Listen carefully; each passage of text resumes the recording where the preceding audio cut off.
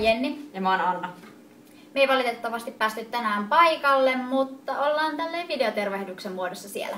Seuraavaksi mä ajattelin näyttää teille tällainen lyhyt video tästä meidän Mediapolku Masala 2015 projektista, missä käydään vähän läpi sitä, että mitä me ollaan oikein tehty. Ja sitten videon jälkeen niin siellä on paikalla meidän mahtavat oppilasagentit, niin ne kertoisin teille mielellään lisää.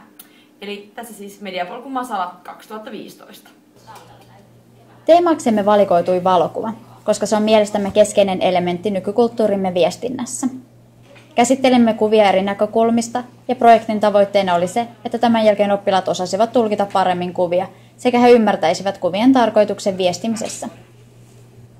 Projekti koostui 4 tapaamisesta.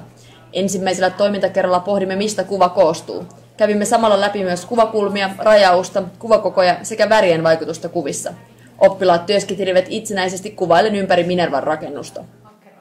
Toinen tapaaminen sijoittui Masalan koululle. Käsittelimme tuolloin kuvien julkaisemisen eettisiä perusteita.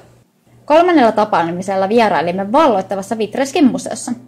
Tällä kerralla pohdimme, miten kuvilla kerrotaan tarinoita.